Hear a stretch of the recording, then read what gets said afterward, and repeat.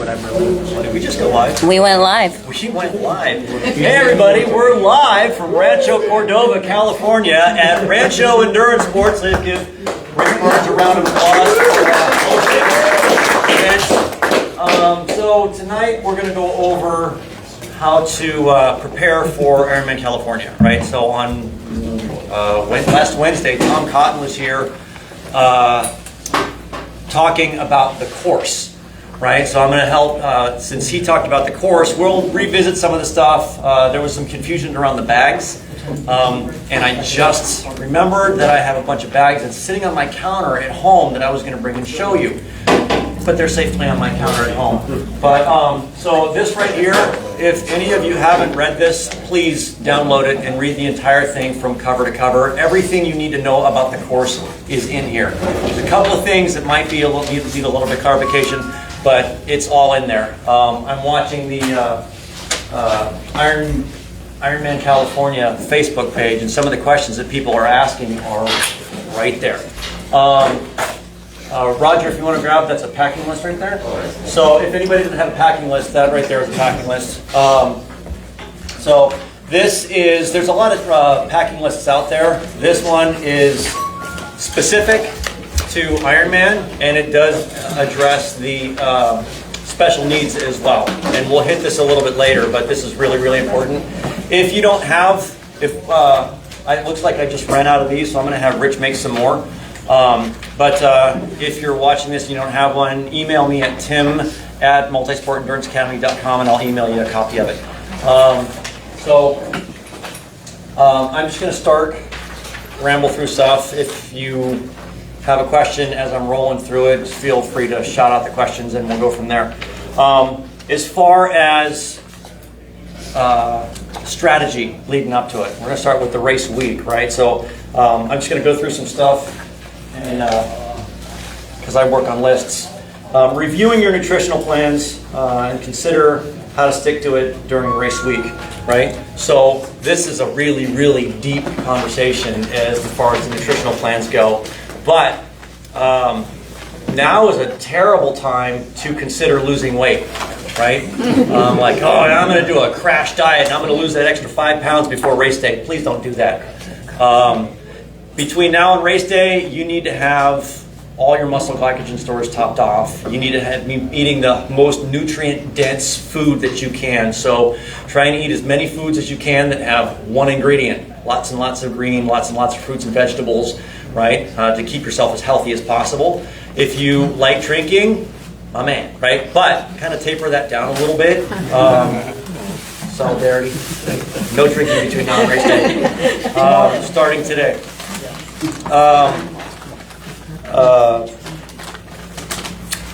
As far as going through, you don't need to be hungry.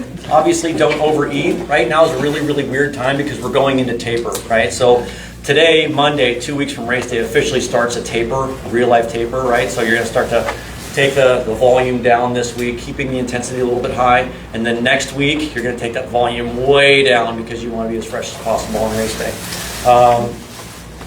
For example, with the athletes that I'm working with, the plan this week has got about 9 hours of work for this week and about 4 hours next week.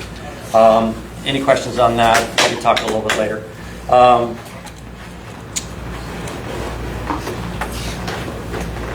Consult the athlete's guide prior to the race for reviewing information as far as logistics and stuff like that. So the Ironman Facebook page, Dave, hey, Rich, what's Dave's last name from Santa Rosa? LaTourette. Dave LaTourette is going to be on Ironman California's Facebook page. Last year, he did a series of informational blurbs that were extremely helpful, right? So just kind of pay attention to the Ironman California Facebook page. He will be on there and he will be doing some updates there. Also, that will lead into the pre-race, the mandatory pre-race meetings, right? They're mandatory because there are going to be some last-minute details that they will go over. Basically, what they do at the pre-race meetings is read this thing and then talk about it, and then read it and talk about it. But there are going to be some last-minute updates, so it's nice to hit those things as well.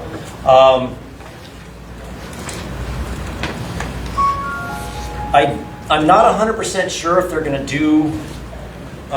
do it this year as far as making you pick a time to register. They've done it at other ones. It's really convenient when they tell you to pick a time to register. Pick it as early as possible so you can get that out of the way. Huh? They said they weren't doing it. Yeah, I don't think Tom said that was going to be. Okay. I think that was just a COVID thing. Okay. Well, it was really convenient when they were doing it because Yeah. when we were just at Santa Cruz, everybody showed up at the same time. Right. And it was kind of a pain in the ass. With Salem, it was nice. Right? Yeah. So, everything that you do between now and race day, there's the 7 P's of life. Prior proper planning prevents piss poor performance, right? Always, if you're always early, you're never late. So going into this thing, plan everything out and be early, right? Because if you're not, you get that extra stress. I mean, you've got a lot of stress on top of you because you're going to go do 140.6 miles. There's nothing easy about that on any course, ever. So just a lot of the stuff that we're going to talk about in here is just to try and alleviate as much stress as possible, right? Do everything early, get it all planned out, and then just follow the plan. That's exactly what this is right here, right? This is, you know, all the pilots in the world fly giant airplanes with checklists. Use your checklists.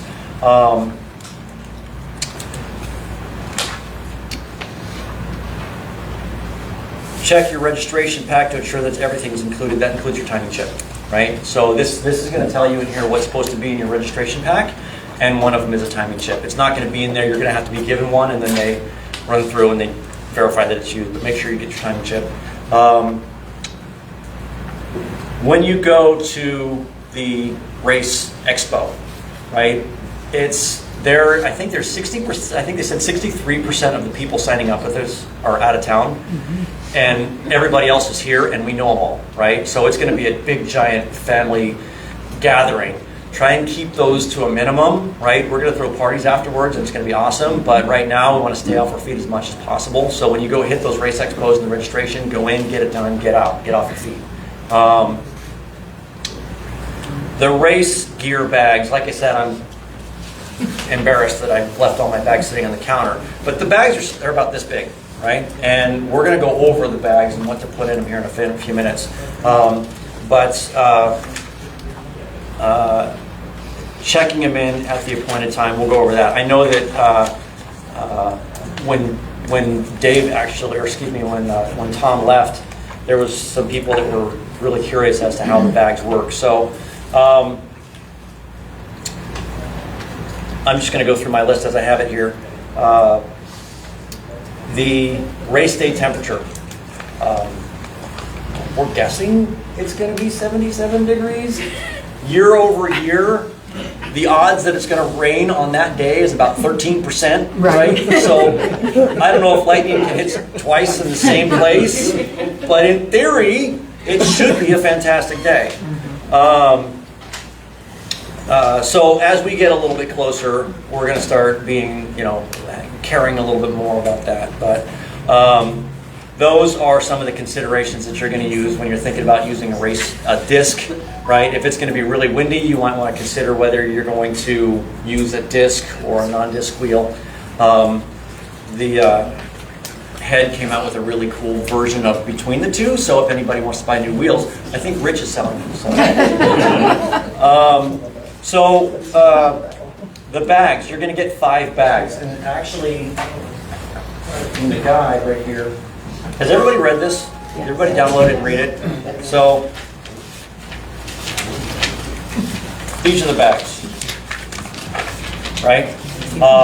What you can do, and this is just an experience trick, is go get like the 3-gallon Ziploc bags and pack all your stuff in the gallon Ziploc bags. That way you don't have to pack it and then dump it all out and make sure everything's there and then put it back in. They're clear Ziploc bags and you can pack everything in those, right? And then you can see everything that you're going to pack. And having everything packed and knowing what you're going to do, put in there. You want to bring everything that you need and nothing that you don't, right? Because here's the way it's going to flow. You're going to be stressed about everything, right? So the less you have to stress about, the less you have to think about, the better. If you can set everything up as just a logic flow and just follow it, the only choices you have are what's in that bag. So don't I'm going to use this chapstick or this chapstick, right? Pick one. So as far as the bags go, the warm-up bag, the T1 bag, personal needs, T2, run special needs. So on this list right here, you'll see that you've got the special needs for, excuse me, the checklist for the swim, the bike, and the run. And on the bike and the run, you'll see that there's a little spot off the side for special needs or personal needs or whatever you're calling it now. So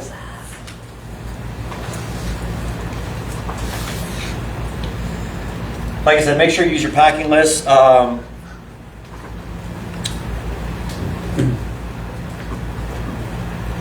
Oh, marking the bags. Last year when it rained, all the stickers fell off, right? So get yourself a big black Sharpie and write your number on your bags. Write your name on your bags, write your numbers on your bags, write little stars and unicorns on your bags, right? If your bag is like unique, then people are gonna remember that bag and then say, my bag's next to the one that has all the unicorns on it, right? So personalize your stuff, that way everybody can find it afterwards. As far as the way the bags work, you've got the morning clothes, the bike gear, the running bag, bike special needs, and then the run special needs. So the morning clothes is what you're wearing to the race venue, right? So actually that's where all your swim stuff is, right? So the morning clothes bag is what you're gonna put your swim stuff in. So when your goggles, your swim cap, booties, if the water temperature is below 65 degrees, you will be able to wear booties. Right? And if it is, I encourage you to do that because it makes it nice and easy to run a quarter mile or a third of a mile from where you get out of the water all the way to the ballpark. It's nice to have something on your feet. So if you can wear booties, I would suggest you do it. But all your swim stuff is in there. When you're wearing whatever you're wearing in the morning, that's what you're going to have to put on after the race because you get on the bus, you're going to go to the swim start, take all your clothes off, put it in that bag, take your swim stuff out, put it on, and then they'll have a morning drop bag at the swim start for you to throw that, and then they'll bring it back for you afterwards. As far as the way the bike and the run bags go, the run and bike special needs, they're going to have a special place to drop that stuff off, to drop those two bags off. But the way the confusion was with the run and the bike is I think it's the first base concourse. All your bags, your bike stuff is going to be lined up, right? So when you're coming in off of the swim, you're going to go find your bike stuff, right? You're going to grab that bag and run onto the field and probably through a massive changing tent, right?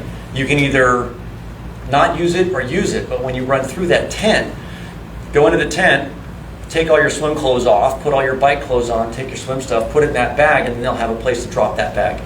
Is there male, female? Yes. Oh, actually, no, this year they were trying to save on money, so it's co-ed. Definitely male and female. It'll be clearly marked so you don't accidentally... You gotta guess. Very clearly marked. Yes. And I promise you, when you walk in, you'll know. Oops, make a U-turn. Right.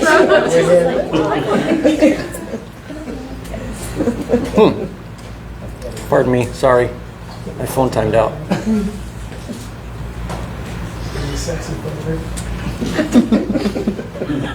Actually, the problem is I never turned it on. Oh, shit. Dude. I'm going to have to use yours now. I'll send it to you. Okay. Awkward. Okay, so anyway, yeah, you run through is everybody clear on the bike bag?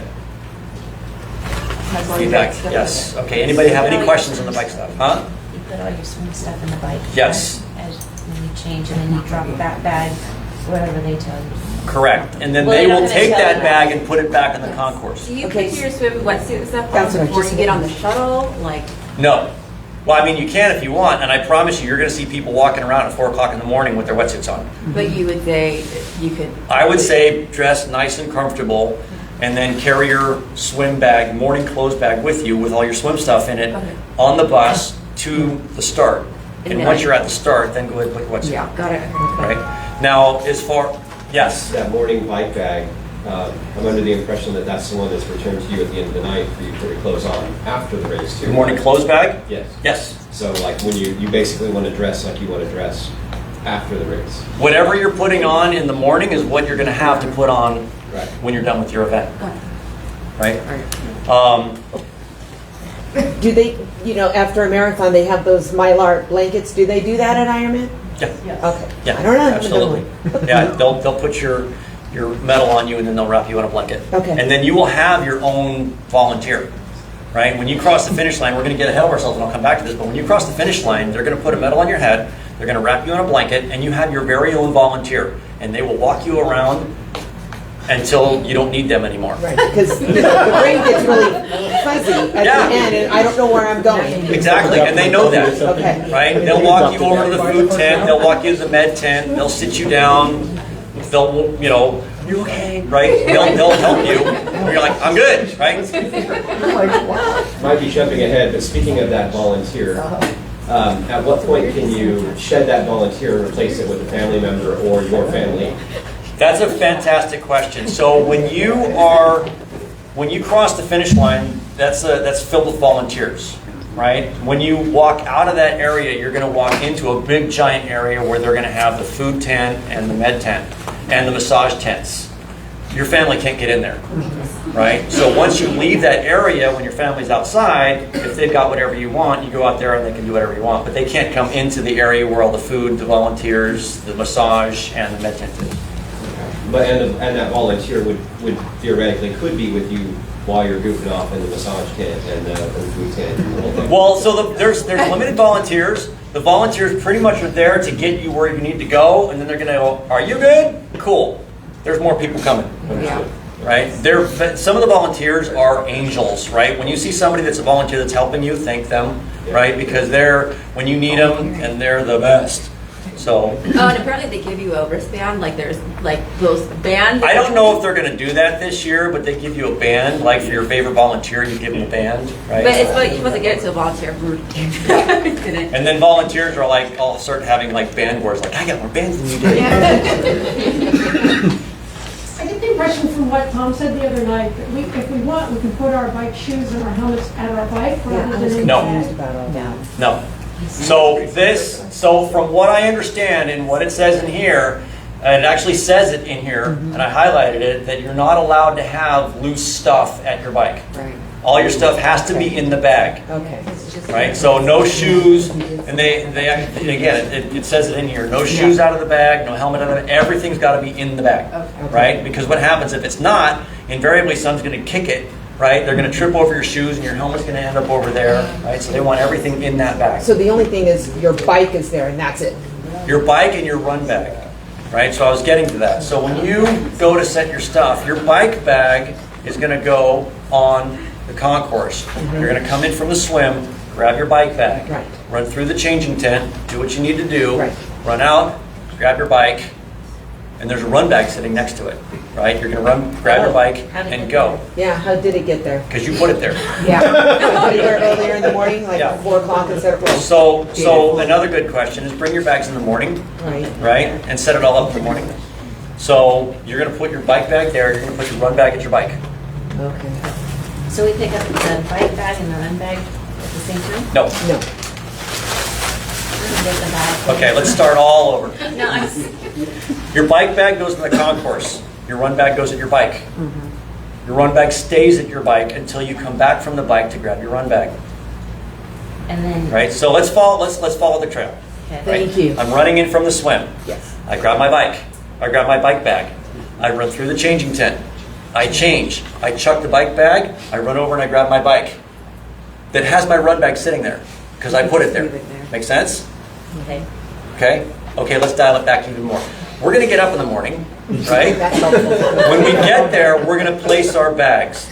You're going to place one bag on the concourse. You're going to place your run bag next to your bike. Oh, I thought That's the only where I bag we were missed it. taking that morning was our morning clothes bag. I thought we had already dropped our You bike. can do that, but I would place them race morning because you're probably going to have some fuel in there and stuff that you want. So I could take all 5 of my bags that morning? Yes. Oh, God. Oh, okay. Short bike. Can and should. Okay. Right? Because you're going to have your special needs bags and you're probably going to have fuel in your special needs bags.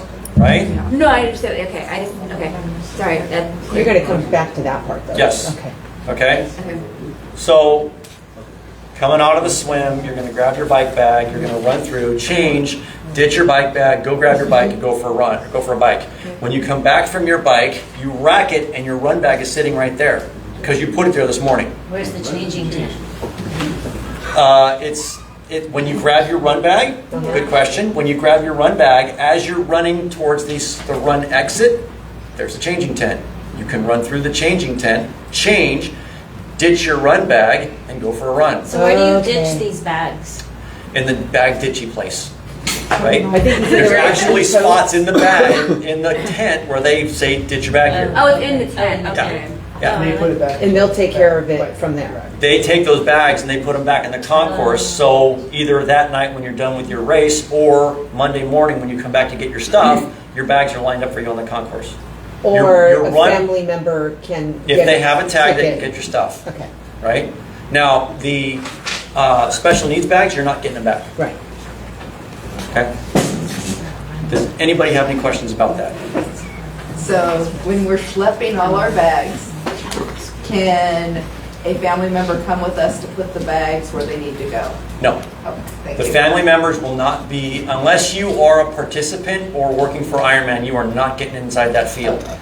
I mean, I can generally get anywhere with a little bit of attitude and a clipboard. I could not get inside that field. Okay. They got some legit, like, security, and Okay, you're not getting in there, right? So, thank you. yes. I won't try to do that.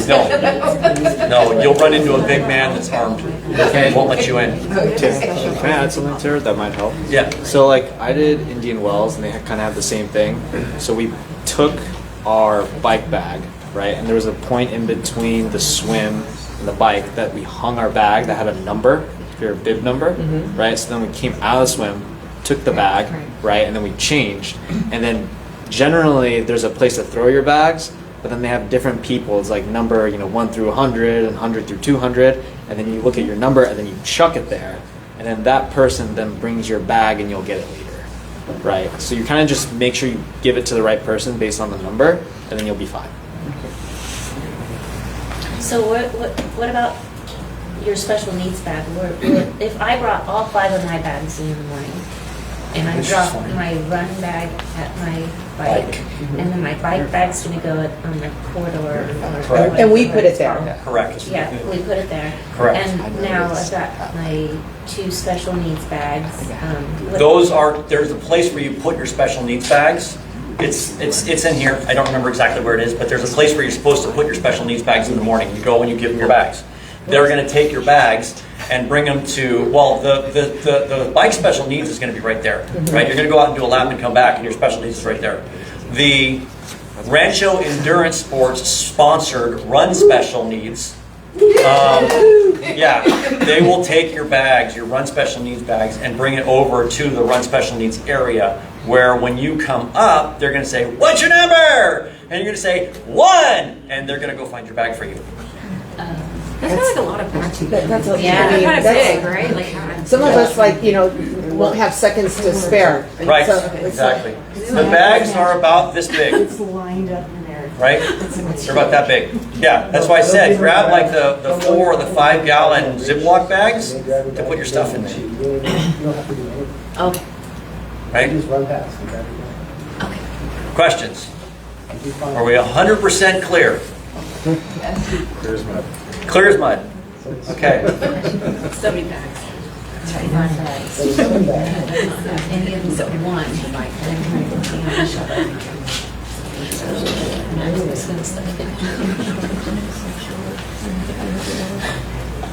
I have a question Yes. about the swim start. It's rolling age group? No, Okay. it's rolling self-paced. Because I could Because it not, says both. yeah. on the website. So it's like two It's not different- age group. Okay. No, it's going to go with what you think. So what you want to place yourself in when you're going into the water, right? So they're going to go, thanks my wife for kicking this behind. Yes, you will be swimming upstream. But I will clarify that. Give me just a second, right? You're like, okay.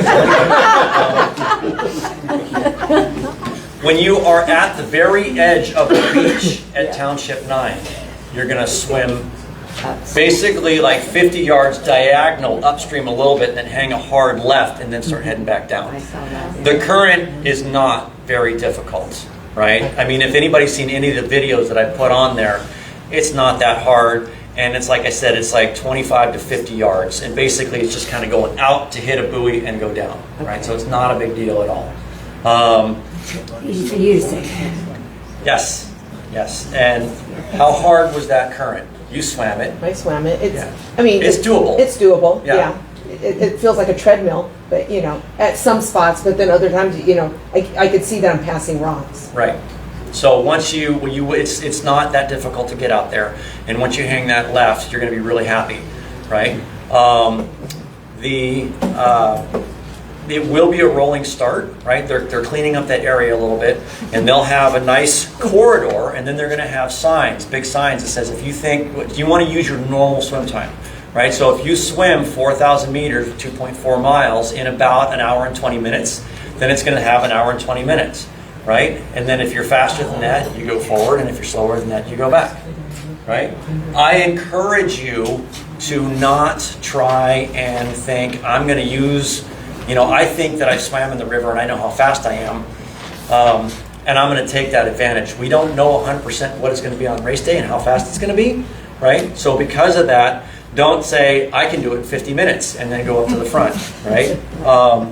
But I also strongly encourage you, just because you don't want to get bat around too much, is wait in the back, right? I don't want to get beat up, so I'm going to come way here in the back. And the problem with that is you're going to be behind a whole lot of really, really slow people who also thought that, right? And then they're just going to be in your way, right? So use your normal time, whatever you think that is, and place yourself there. That's the most appropriate thing to do, right?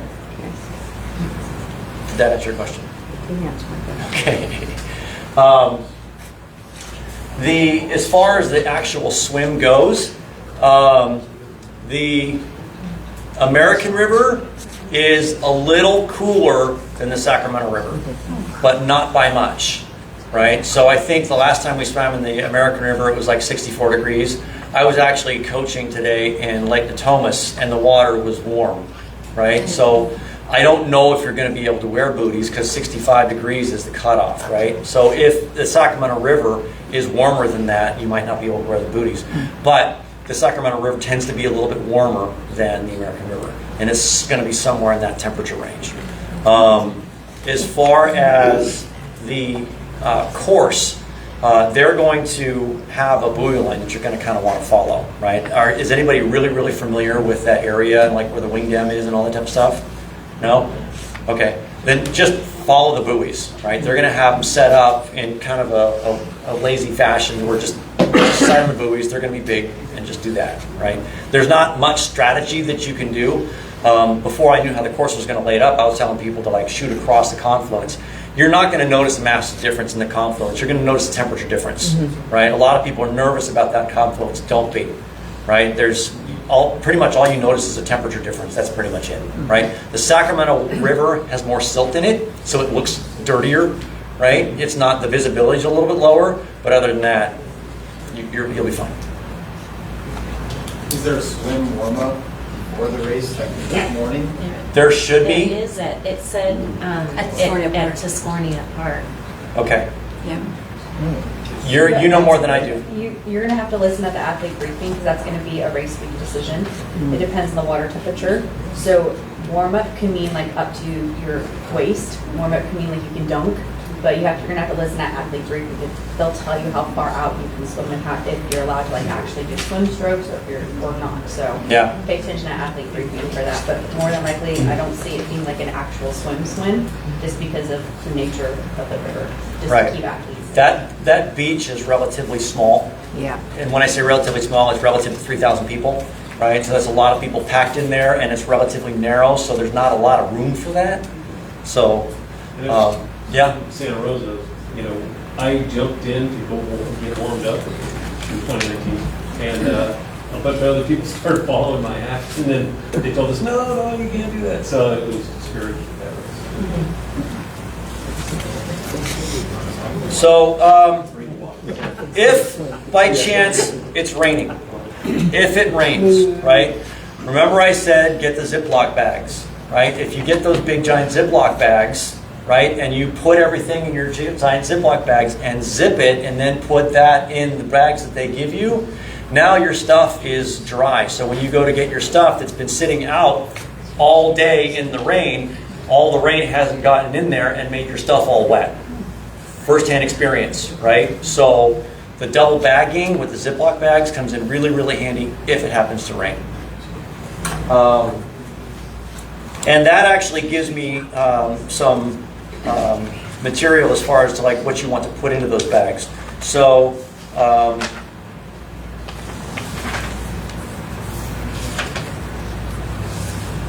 give me a second. So some of the things that you want to put in your special needs bags, I'm going to go over here real quick, just before we get to the actual race. Pre-race, Thursday and Friday's registration, athlete briefing, welcome ceremonies at 7 to 8. If you get to go to the welcome ceremony, I highly encourage it. It's actually really, really cool. It's one of the last times that you'll ever see Mike Riley, and he's coming here, which is really cool, so take advantage of that. Saturday is your mandatory bike drop-off, which leads me back to we are at 2 weeks before the race. So if any of you haven't gotten your bike tuned up or have somebody that's going to tune your bike up, get it done now, right? Because they can start addressing anything that might not be 100% fantastic, right? And if there's something that you need, right, it gives you a little bit of time. Again, if you're always early, you'll never be late, and then you won't be stressing about the bike. There's something wrong with your bike. When you're dropping off your bike, make sure all your bike computers and batteries are fully charged. That includes your bike, right? So many people don't have their bike fully charged. They don't have their computers fully charged, right? Make sure that all your stuff is charged. 10 years ago, we wouldn't have had this conversation because we didn't have electronic bikes, right? You can use an e-bike? No. Oh. They haven't played that category. But people weren't having a problem with the fact that their bikes weren't plugged in the night before.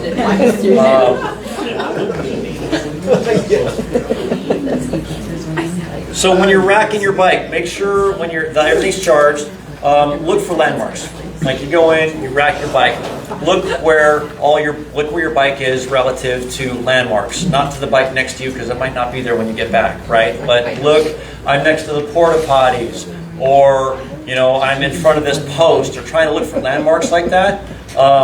There are some people that like to bring like balloons and caution tape and stuff like that. They're going to tear all that stuff down, right? So you can't bring balloons or stuff to mark your bike. You just have to like find out where it is. When you're racking your bike, they want your bike to be racked by the saddle facing this direction, right? So when you go to find your bike, there's going to be a number on the rack.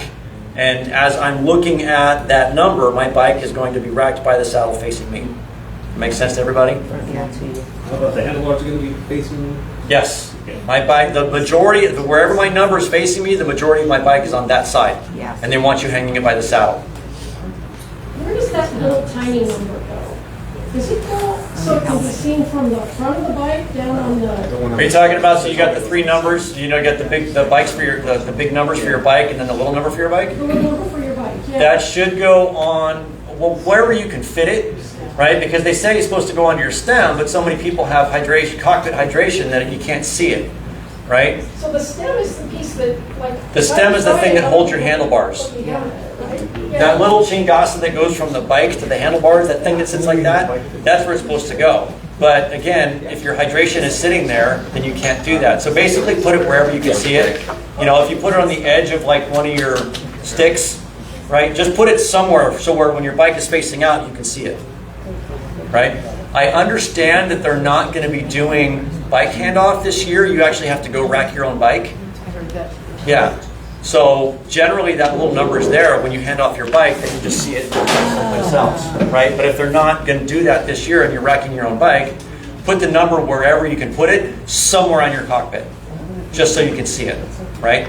If you are one of those people that save that number so that your bike is all covered with numbers, try and make it as obvious as you can that that's the number for that day, right? They actually say in this book that you're not supposed to have any numbers on your bike at all removal race numbers? There's a lot of people that have all their numbers on there, right? So just try and make it so it's not mixed in with the other numbers and it's somewhere on the cockpit so that they can see it. Does that make sense to everybody? Okay.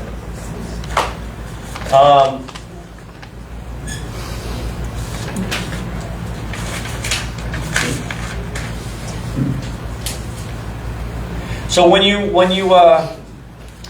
go ride your bike, look around. You want to make sure, again, we're trying to make this as easy as possible. So really get a layout of the land. When you rack that bike, look at where the swim is, the swim in is, look at where the run out is, right? I mean, there's so many people that get lost in transition, right? So if you know exactly where everything is laid out, you're going to come in, grab your bag, grab your bike. When you get to your bike and you change, you're not disoriented because you spend a little bit of time standing there at your bike looking at where you're going to go. So you know where to go. Does that make sense to everybody?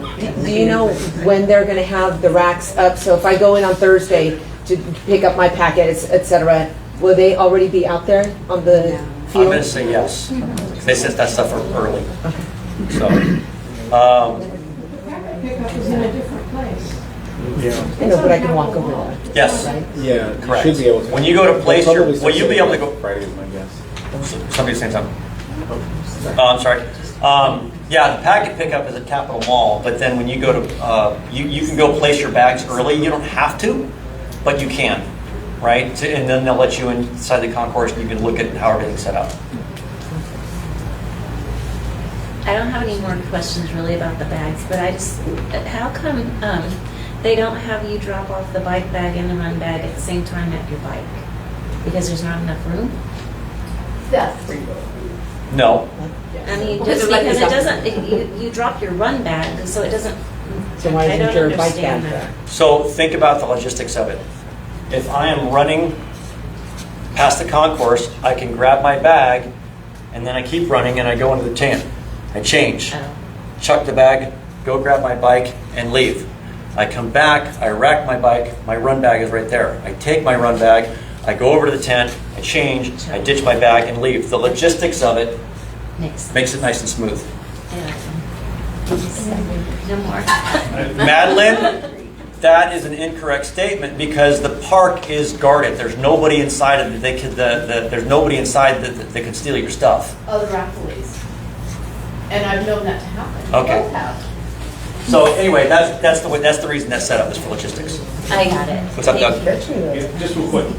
So when you re-rack your bike, you've got to re-rack it in the same location, obviously. Absolutely. Does anybody have any questions on any of that stuff? Because now we're going to start to get into race day prep, right? How your race day is going to go, right? That's all the way leading up to the race. Does anybody have any questions about pre-race stuff and leading up to the race? No? Okay. So race day. First thing you're going to do is get up ridiculously early in the morning. I would start trying to go to bed that race next week. Start going to bed earlier, right? Because it's a massive, unless you're one of those people that get up at 2 o'clock in the morning on the regular. Transition opens at 4:45. I'm going to say get there early. Last year we got there with plenty of time to spare, and there wasn't plenty of time to spare. It was a disaster. In fact, we were sitting in the car, obviously before they canceled the race, we were sitting in the car and we were considering taking my passengers who were racing and grabbing their stuff and running because we weren't moving. I understand they've changed that up this year, so the traffic should flow a little bit easier, but I'm still going to say get there early, right? Maybe not at 5:45 or 4:45, but at least by 5. Right? Also, I think Tom was saying there's 100 porta potties that are out at Township 9. The worst thing in the world is to be stuck in a porta potty line, right? Lots of anxiety going on, right? So you want to be able to get that morning evacuation.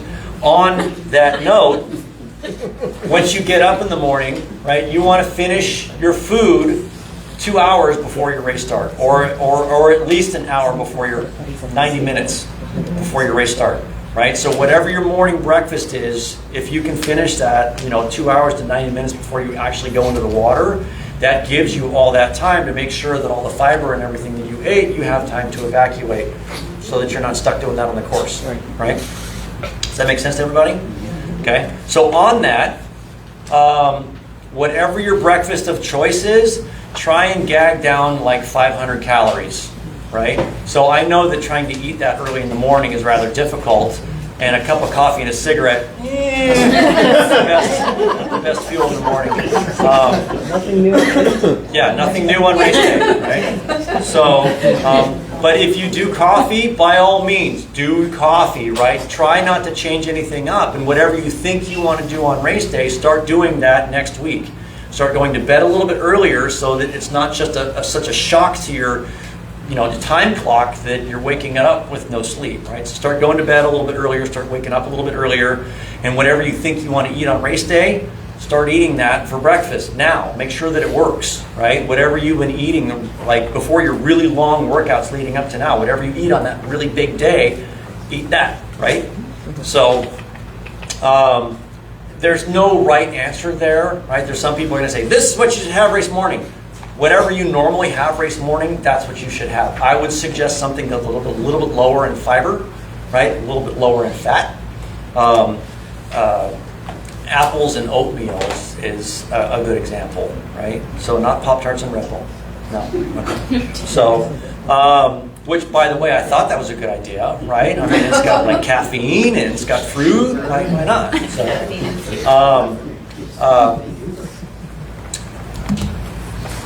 continue sipping on water or like a diluted sports drink. And before you actually go into the water, if you were to have like something small, because you're gonna go swim 2.5 miles, right? Even though it's going to be fast, because there's going to be a little bit of a current, which we don't know how big that current's going to be. Just before you go to the water, it might not be a bad idea to like drop 100 calories, right? Whether that's a goo or whether that's half a banana or whatever you want, small banana, something like that, with a little bit of water, so that you're topped off when your race starts. Will there be trash cans at the Yes. township night? Yes.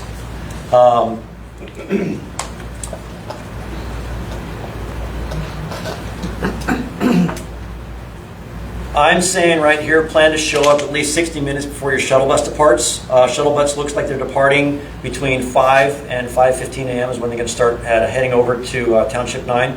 And just like I said, this allows more time for long bathroom lines, bag drop-off, bad traffic, potential tire flat. Check your bike in the morning, right? You have to check your bike Saturday night. Go check your bike in the morning to make sure that the tires are full of air, right? A lot of people go up and they grab their bike and they notice that the tire's flat, right? So make sure that your tire's flat in the morning, or that your tires are full in the morning. Make sure your tires are full in the morning. Don't worry about your own pump. As Tom Cotton said, that there's going to be pumps everywhere, right? So be a little bit patient. There's going to be pumps all over the place. Don't bring your own pump.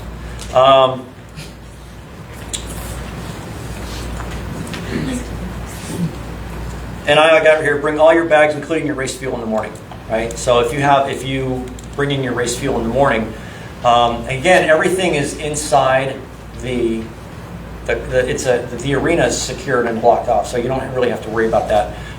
In the past, I've said bring them race morning because at Ironman Lake Tahoe, people left their fuel the night before, and the bears got into the bags. So that was probably not going to happen this year. So get back. Any questions about getting to the race venue, or any questions about fueling? One more to complicate it. So I know that they're offering shuttles. Yes. Great. So you get dropped off at the stadium, and then you take the shuttle. What happens to those folks that have somebody like a Sherpa to take them from? Can you get dropped off at the stadium, come back out, jump in a car, and then go to Township 9? Is that like a thing? Do people do that? Yes. Okay. Yeah. Locals.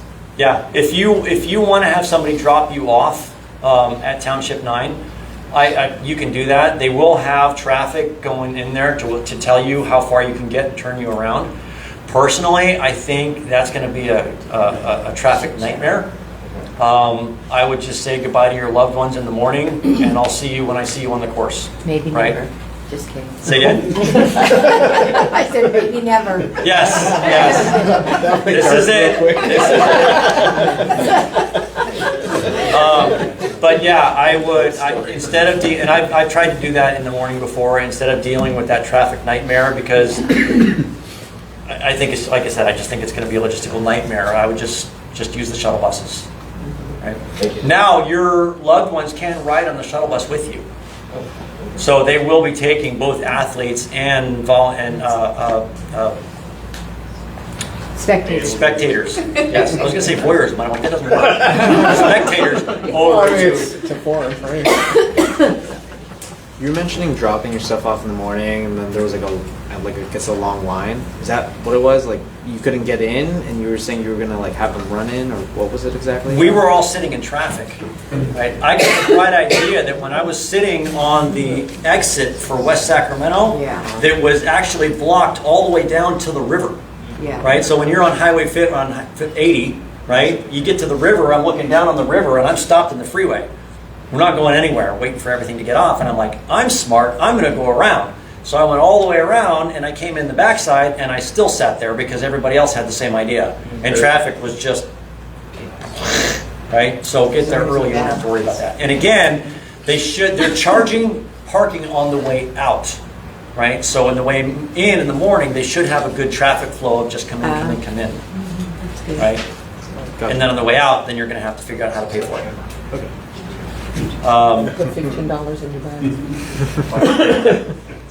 Yeah. Okay, any questions before the race? Good, all right, so race day. We already talked about that, calories. Moving on to the swim. Downriver, don't count on aid from the current. And the reason I say that is because we've swam there where there was a huge aid, and then we've swam there where there wasn't much at all, right? So don't plan on that, right, for whether or not you're going to actually make the cutoff. By the way, with a little bit of a current, if you know how to tread water, it's highly likely you'll get to the finish line before the cutoff, just by treading water, right? Because the water's gonna get you there. Yes. So I'm not saying you can do that. At some point, you should probably swim, but you should be fine. Right? You've got 2 hours and 20 minutes to complete that swim, right? And with a little bit of a current, you all should be fine.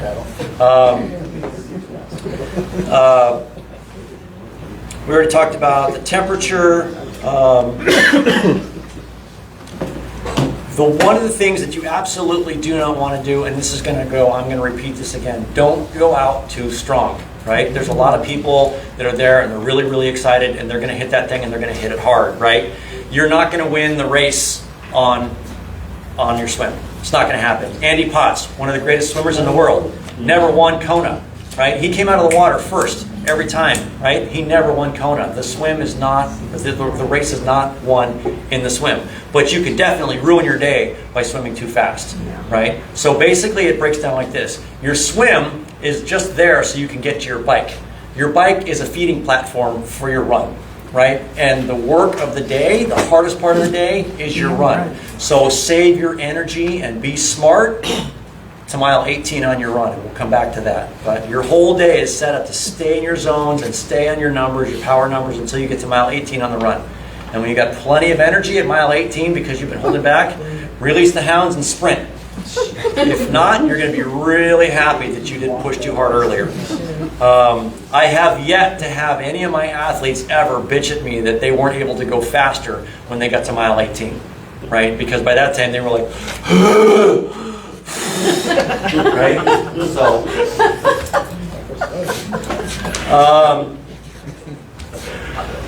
if you're comfortable, and I say this very, very cautiously, if you're comfortable with getting bat around a little bit, maybe go towards the front, like whenever you figure out what your swim corral is.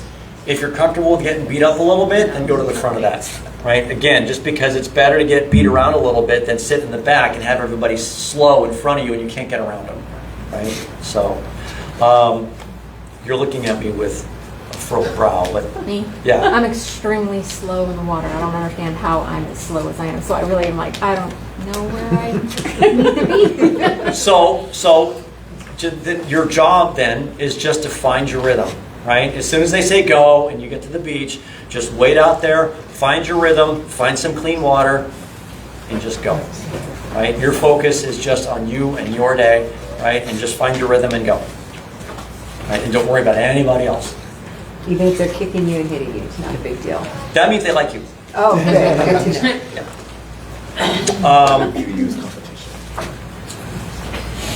T1, right? When you come out of the water, does everybody know what I will finish the sentence. When you come out of the water, there's a little ramp. Does everybody know what that ramp looks like? Right? It's a little floaty ramp, right? So it's actually got some floaties. There's I think there's 2 or 3 ramps. So it's this big floaty barge looking thing, and then it's got some ramps. So you're actually going to swim up to this ramp, right? And as soon as that ramp, you can just get up there and run, right? What you want to do, this is how you're going to do it. You're going to swim up till you grab it.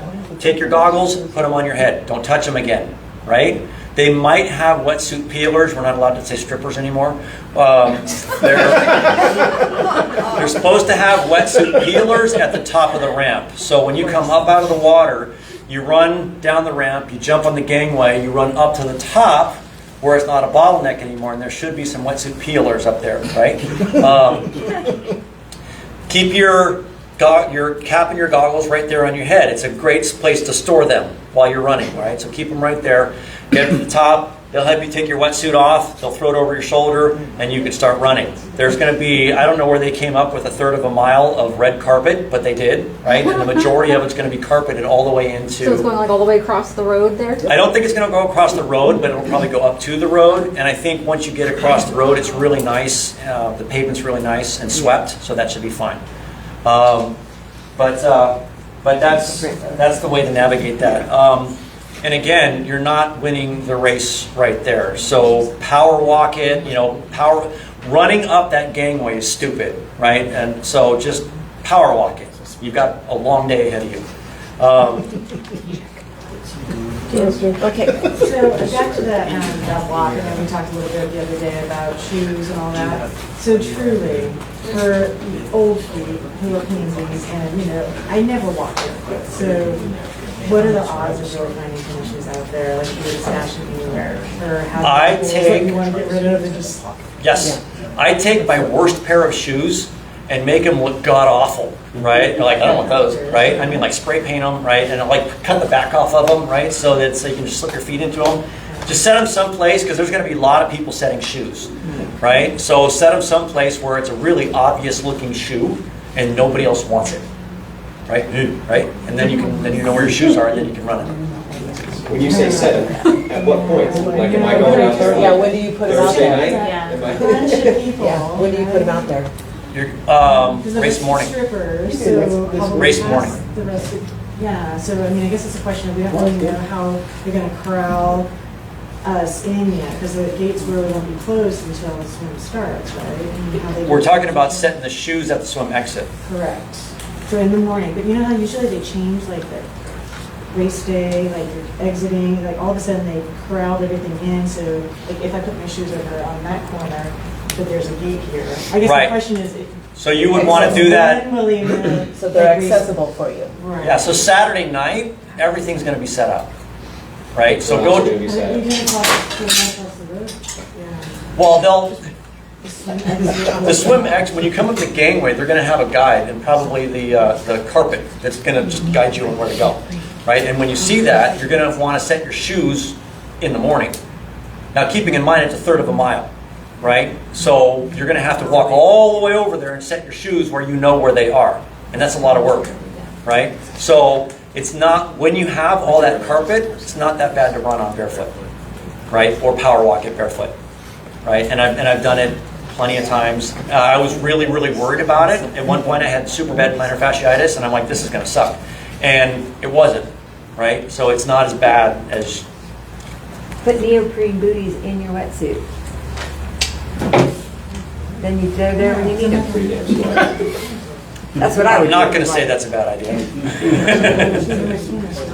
Yeah. All right. Trying to find them, that's gonna be a nightmare. I don't Right. want to be looking for shoes. So, again, haste makes waste, right? Plan it out. Think this through. When you're thinking through, like, I'm going to start the swim, I'm going to finish the swim, I'm going to come out of the water, this is what it feels like coming out of the water, this is what it looks like, this is what I'm going to do, this is where I'm going to go do the recon. And think that through in your head, so that when you get there, race morning, you've already done it in your head, right? Because you've gone out and done the research the night before, the couple days before, seeing how everything is laid out, right?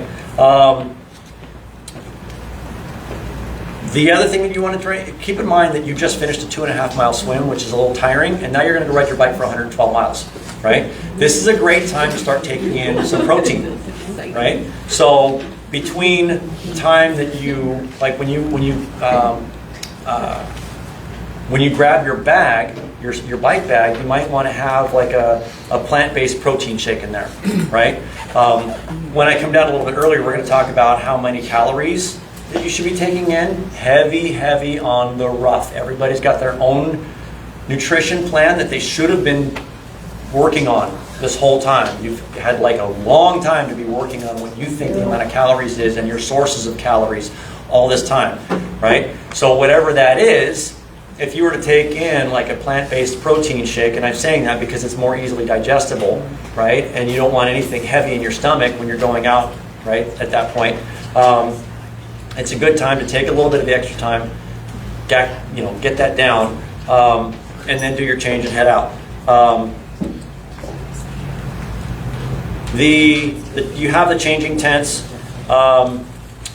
If it's going to rain, if it's going to rain, I don't suggest you wear jackets, right? Because jackets trap a lot of heat, right? And once you get wet, you're drenched, right? And if you wear a jacket and you start to sweat on the inside, you're drenched anyway, right? So really, if it's colder, then like a vest and some arm warmers, right? Because if you're going to get drenched to the bone, it doesn't matter whether they're wearing a jacket or not, and you don't want to be roasting with that jacket. Not to mention, you just spent, $14,000 for an amazingly aerodynamic bike, and then you put this flappy jacket on and you just ruined everything that you just spent a bunch of money on, right? So very tight fitted clothes because you want to be as aerodynamic as possible.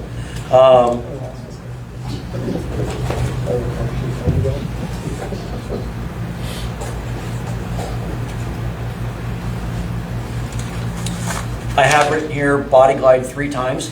Yeah.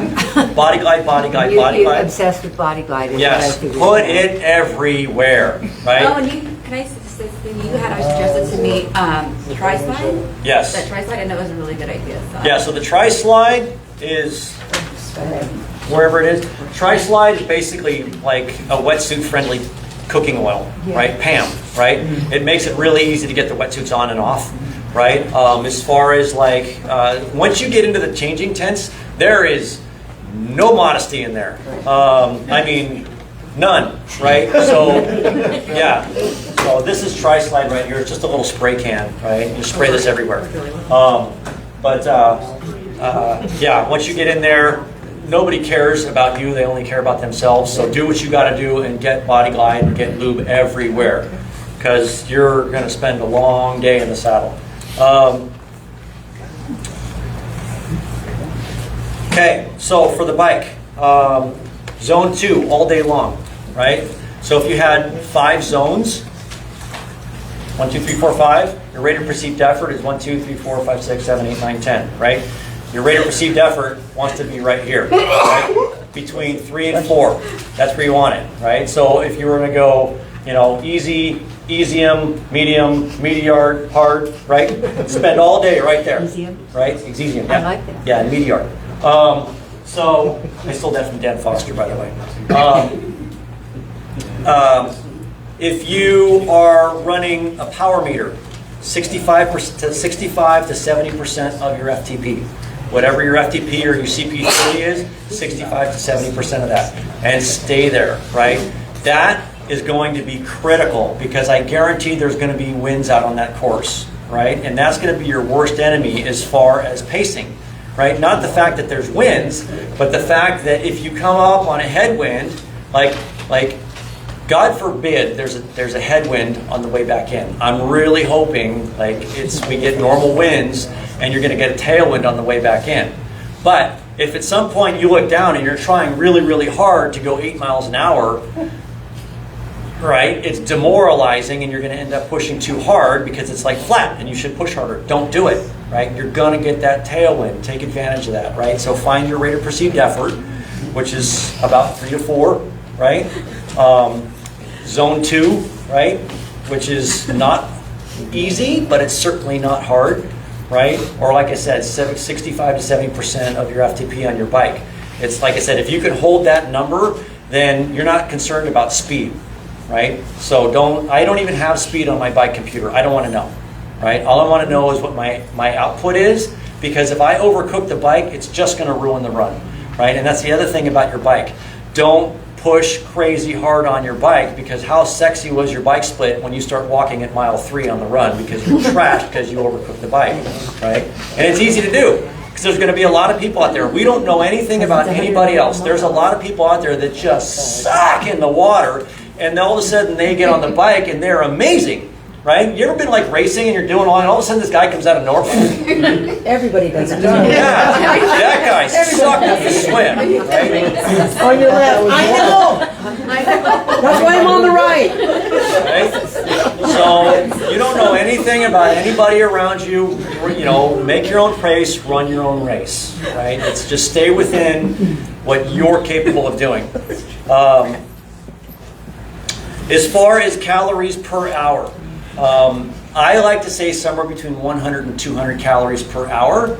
To get real specific on that, you want your carbohydrate intake to be somewhere between 4 and 8% of your overall fluid intake, right? If you start to get your carbohydrate intake much above 8% of your overall fluid intake, you're starting to risk GI distress, right? That's heavily somewhere around 100 to 200 calories per hour and somewhere around 24 ounces of fluids per hour, right?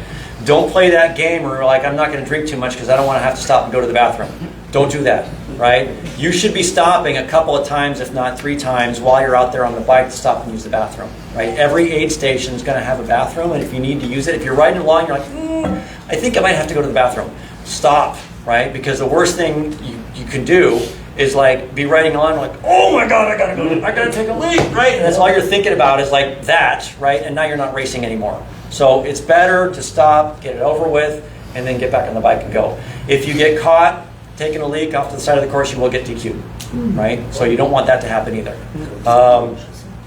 So somewhere between 100 and 200 calories per hour as far as what you're taking in. Hopefully you've done your homework on that.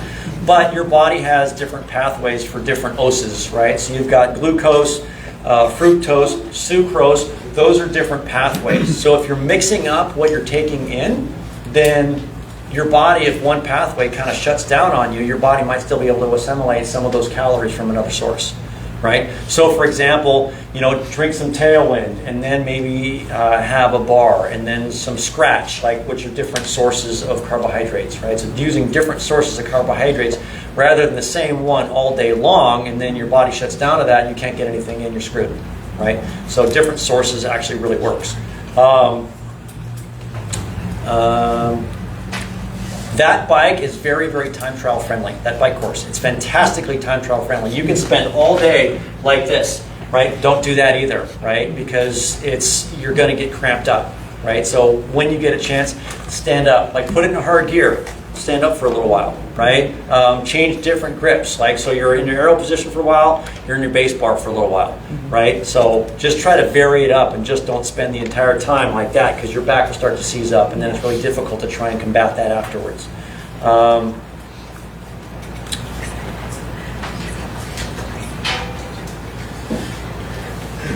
The personal needs area, you only have to carry 56 miles worth of fuel, right? So when you're considering putting in your special needs bag, right? So you don't have to carry your entire day's worth of fuel with you when you're on the bike, right? It's only 56 miles because you're going to go back and you're going to get that bag, and you've got your second half of your fuel in that bag, right? So kind of think about, you think about your planning out for the day. You really don't have to carry that much.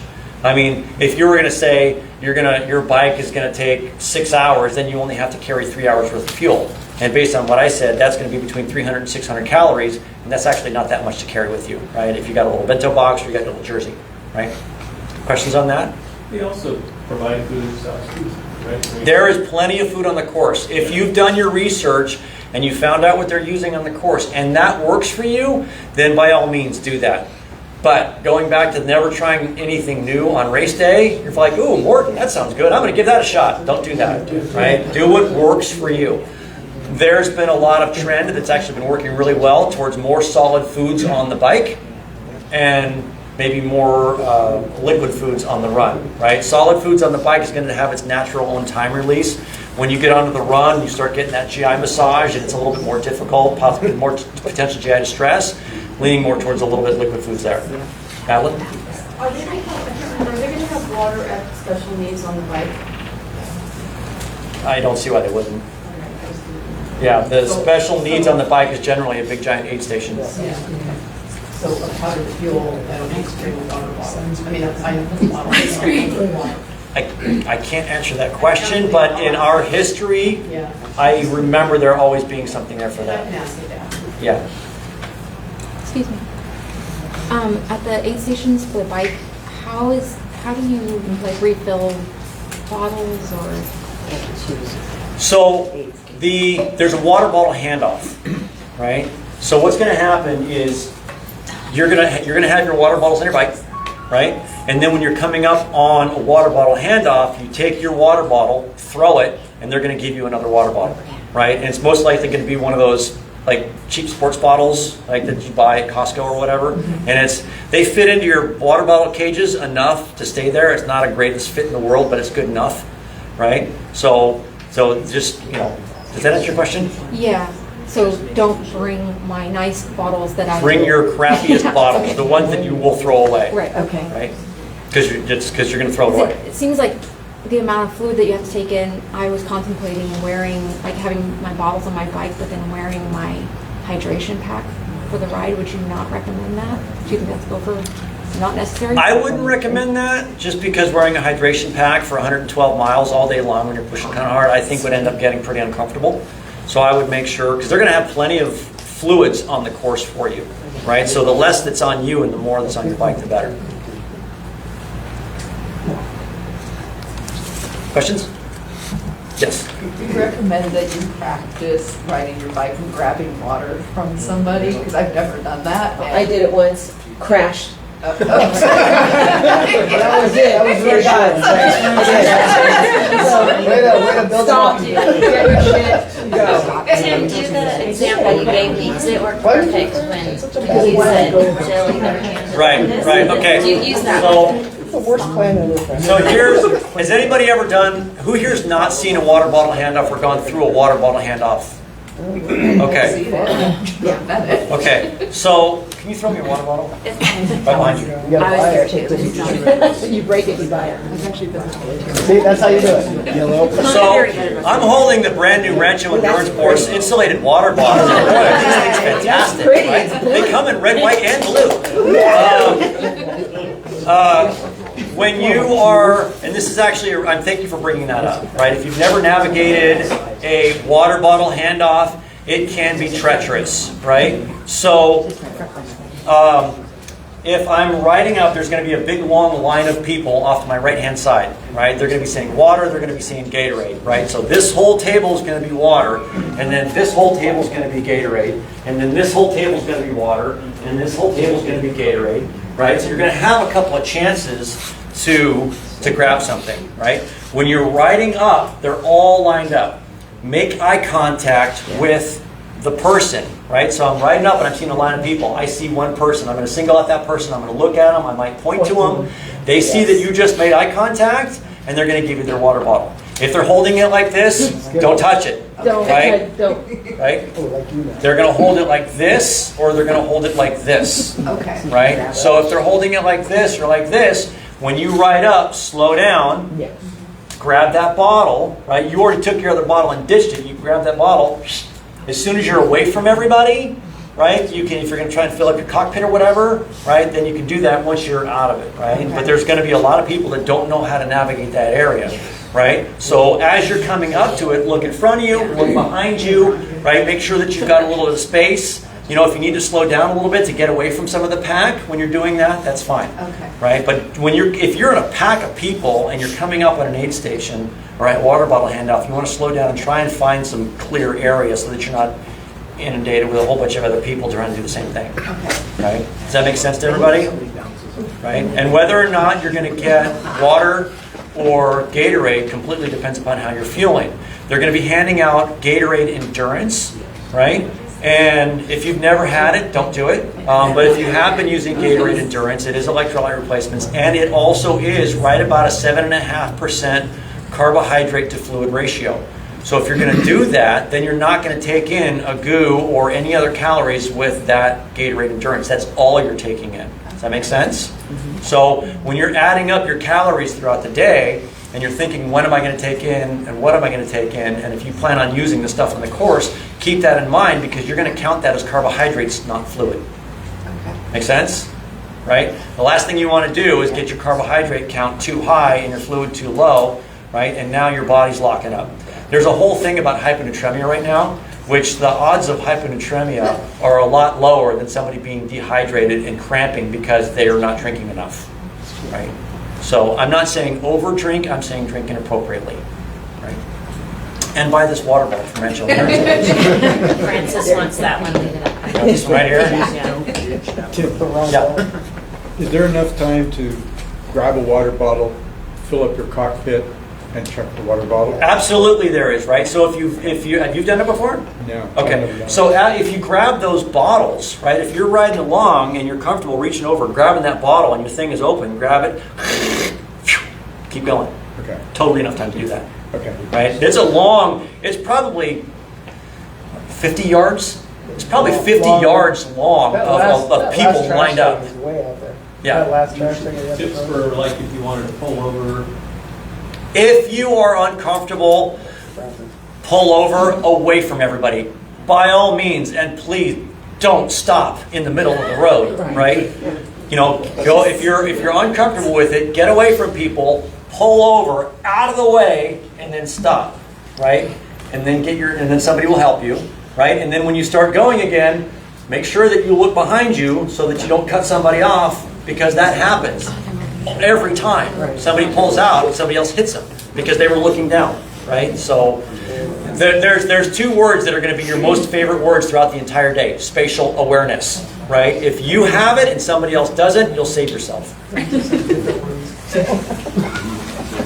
But so if you're going to do that, the recommendation would be towards the end of it, am I correct? Yeah. As opposed to towards the beginning? Pick a side, right? If you want to pull over in the front, that's fine, right? Or just go to the end and pull over.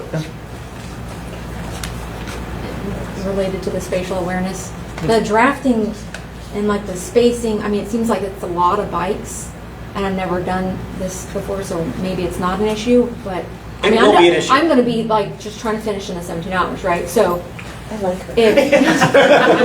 so it seems like if there's that many bikes, I mean, it almost seems impossible to stay every bike that far away from each other. So I have to be very, very careful about what I say because I am being recorded. But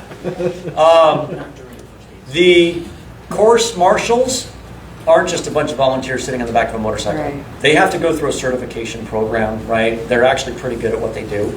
And they know the difference between somebody that's drafting and somebody that got stuck in a draft against their better judgment, right? If you're going along and you're riding and somebody passes you and stops in front of you, right, and it slows down, what are you going to do? Clearly not your fault, right?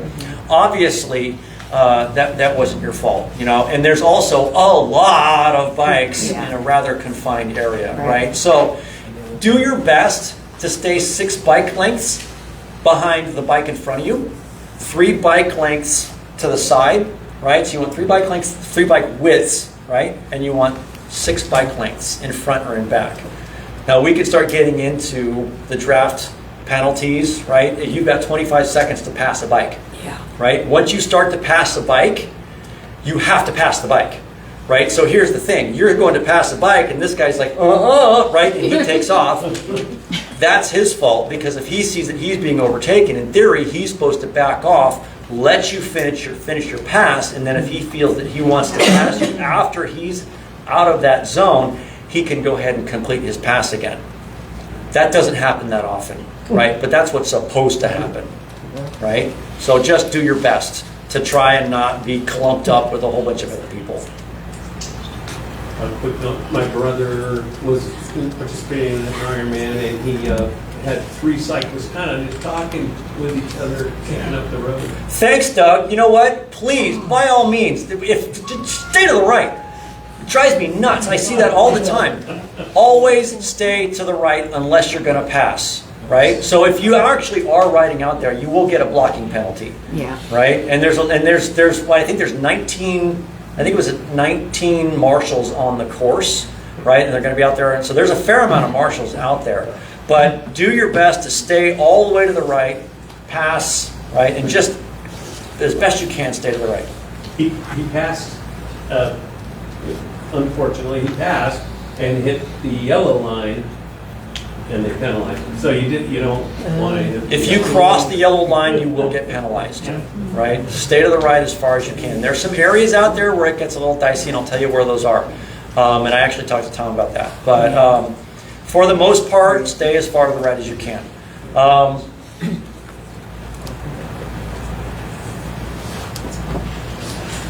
So if you get a flat, you can have someone. Screwed. Yeah. I know. I got one already, so I should be fine because I haven't had a flat in 10 years, and I got one yesterday. Or You this better knock weekend. on wood. So, course official can help you. Yes. Okay. Yes, there's going to be a bunch I of realize they may not volunteers be out around, there. but There's going to be a bunch of bike tech volunteers out there. Some of them are there to pick you up and take you home, right? And some of them are there to help you fix your bike, right? So they're just like, They're just roaming. oh, Yeah, so they're not going to chase you, right? If you're like, I need help, they're like, too bad, you're left, right? If you need some help, stop and wait, and they will come to you, okay. right? But yeah, there's going to be bike aid mechanics out on the course, and there's going to be marshals out on the course, right? There's going to be a fair amount of people out there to help us, right? You can't get outside help because Right. they penalize you for that. Thank you. One of the things when you go to your special needs, right?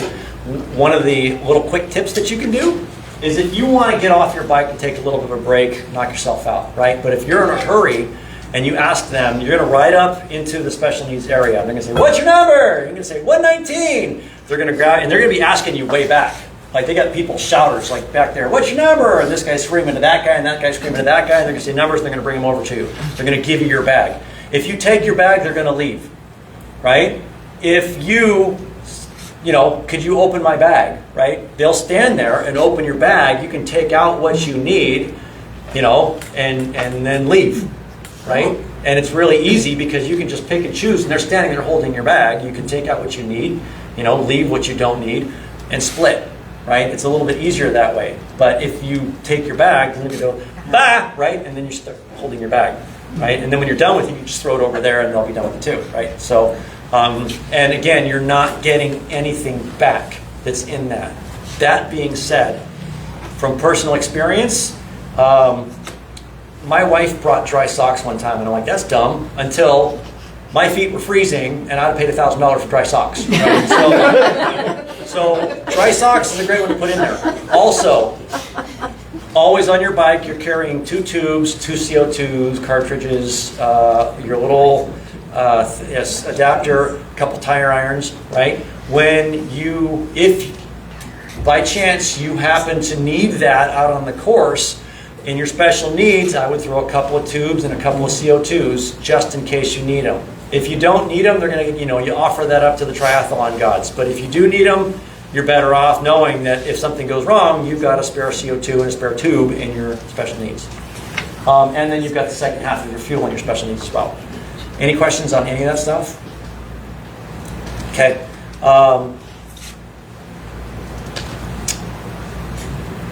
So T2, same thing. Haste makes waste. Don't be in a hurry. You just finished 112 miles. You're kind of tired, right? And then you're going to go run a marathon. Oh my God, I'm going to go run a marathon. This is insane. The cool part is all of the training that you've been doing, your body will take over and will go into autopilot, right? You're going to see some people running out of there like they're in an Olympic distance race. Don't do that, right? Power walk out. So as soon as you finish, you just spent 112 miles in hip flexion. Your hips are tight, right? You want to get those things opened up a little bit. So once you go through the transition area and you start to go out on your run, after, like, you come out on your run and everybody's like, we love you, you're so awesome, and you're like, yes, I am, right? And then you're out of like earshot and eye shot, start walking.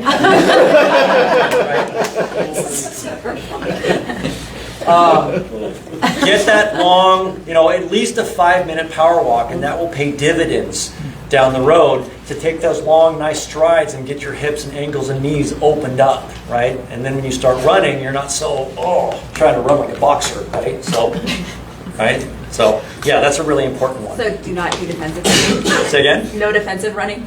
No defensive running. Make it dark. Yeah, that's it. So when it gets dark and you're running on the bike trail and it's dark, she's crazy. Stay away from the I didn't think she looked homeless.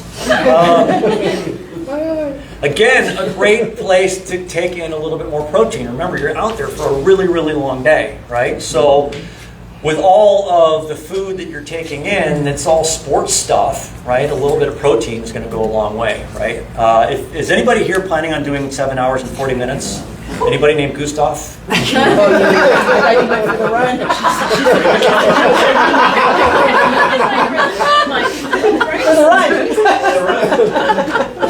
So if you're going to be out there for, 11 plus hours, it's not a bad idea to slam a protein shake, right? You're not getting a whole lot of fuel. If you're going 100 to 200 calories per hour, you're not getting a whole lot of fuel. So you're actually giving yourself the wiggle room to be able to choke down a protein shake, which is probably going to be, 20 grams of protein, like 160 calories in transition, right? Power walk it out and then start running again. It's really going to help you down the road, at mile 13 or 14. And again, I use the plant-based proteins. I get the chocolate ones over at Costco just because they're super easy to digest. And put on more body height. As far as what you're going to run in, you're biking, you're going to swim in, if you want to do full kit changes, by all means, you don't have to wear the same thing. I mean, it's not like a 70.3 in an Olympic distance race where you start in the same thing that you finish in. You're going to be out there for a long day, right? So wear what you're most comfortable wearing. If you want to wear actual bike shorts on the bike, padded bike shorts, then do a full kit change, right? And then when you come off the bike, do another full kit change. You're going to go run a marathon. You're going to be out there for a while. So wear what you think is the most comfortable thing to run in. Whatever you've been training in, whatever doesn't chafe the living hell out of you, that's what you want to wear during your run, as long as it says RES on it. I want to ask a question to the crowd. Is anybody going to be wearing a hydration vest for the run, or am I going to be the only asshole? I wouldn't. I mean, that's your choice to do that. There's going to be other people out there wearing hydration vests, and if you wear hydration vests on the run and that works for you and that's your jam, then do that. Yeah. Right? Roger and I were talking when we were running yesterday. I carry my handheld around like it's a security blanket, right? I run in with it, I train with it, I switch my hands every mile for biomechanical efficiency, right? But it goes everywhere with me, right? So when I do a race, I run with my handheld. Roger was wearing a waist belt, right? He trains with it, he runs with it. If you go back to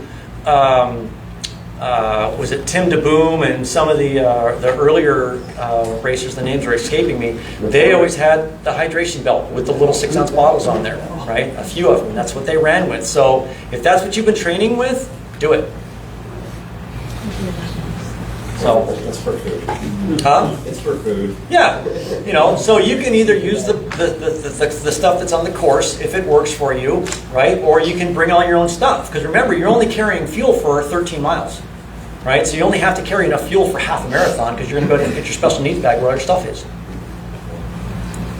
And again, not a bad idea in the run special needs, and I'll get to that, to carry some socks, because God forbid you get a blister, right?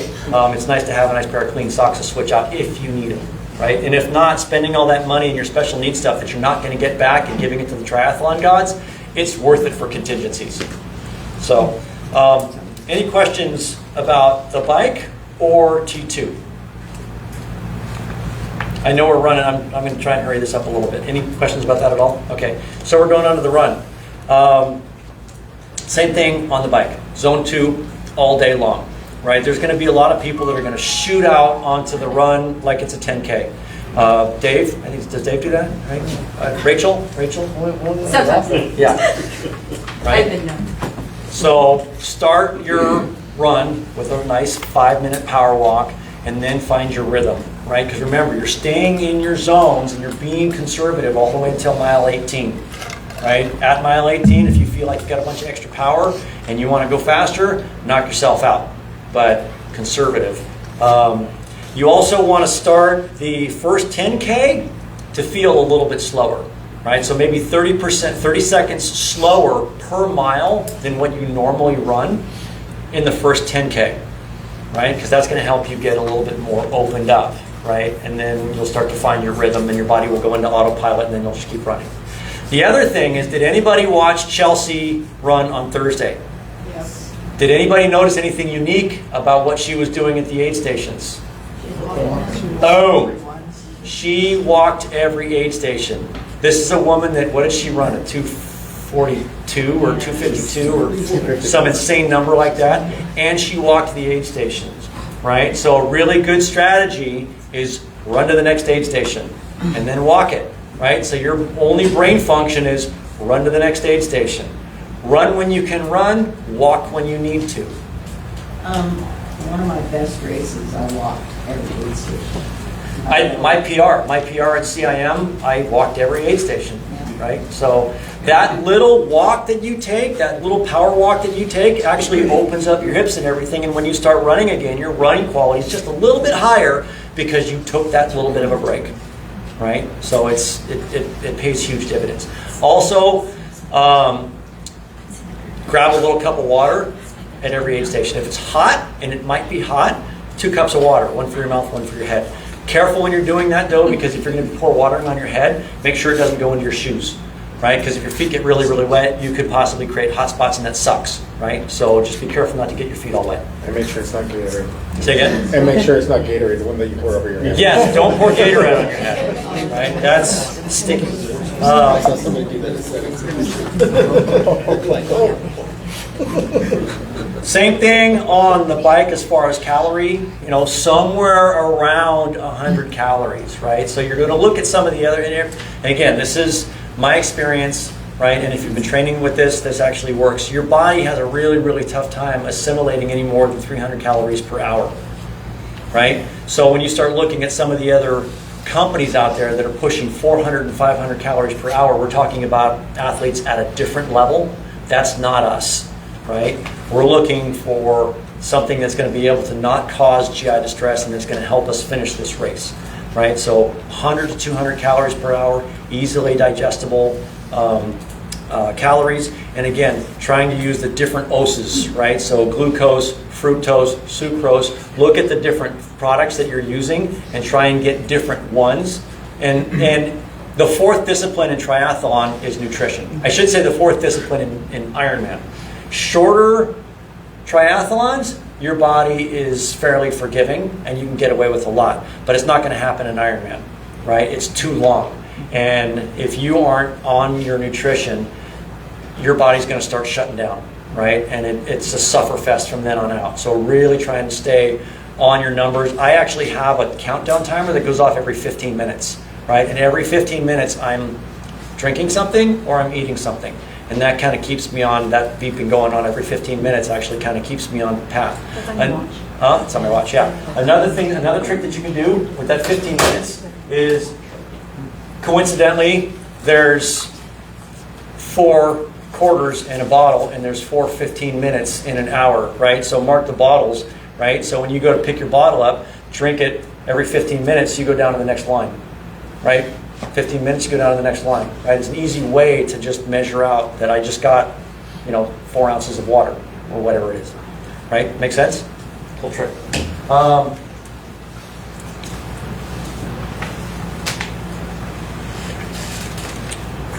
Yeah, like I said, if you're going to use your own fuel, you only need to carry half, right? Because you're going to get your special needs in the second half.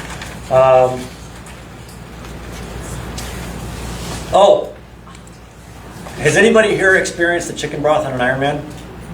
I've done it for long trail races. Nectar of the gods, Yeah. right? Are they gonna have it? Yes, they will. They will, right? So my first Ironman ever, they were like, never, never, never try anything new on race day. And I got to somewhere in the run and I was shutting down and it was freezing cold and somebody offered me something warm and it was chicken broth and it was salty and it was warm and it was the best thing I'd ever had in my life, right? So don't be afraid of the chicken broth. It's amazing. Is that chicken broth for the entire run course or just after sunset? So then the race. Well, and then they're going to have veggie broth as well, right? They'll probably have vegetable broth as well. If you need it, if you're breaking down and you can't get anything down, then give it a shot, right? If you're on your numbers and everything's working, then don't worry about it, right? But if you're falling apart and you can't get anything else in your mouth, and that happens, like water won't go down, calories won't go down, nothing's getting in there, right? It's like, ugh, right? Try the chicken broth. It works. No, will the chicken broth be available for the entire Oh yes, duration? yeah. It'll be on the whole course. Yeah. Right. Also, this is another thing, and again, this is just an experience deal. If you get out there and you're running and you're on the run and your system shuts down, like it's just down, right? I mean, all you're looking for is a little patch of grass in the shade so you can just curl up in a ball and shiver. That happens. If that happens, stop. Right? Just stop and sit down. Digestion takes a lot of oxygen and there's none in there, right? So just sit down and let it pass. If there's like an aid station, try and make it to the next aid station and grab a Coke. Just sip off of it and just sit there. And even if it takes 15 minutes, right? Just sit there and let that system relax and then you'll be able to get up and run again, right? Instead of just working it out, like pushing, your body needs to stop. You're going to get a better net benefit if you just stop and let it pass than you just keep pushing, try and get it through, and your body's hurting so much that, it's like wailing on a tree with a dull axe, right? Just stop, let it relax, and then you'll be able to go again, right? Does that make sense?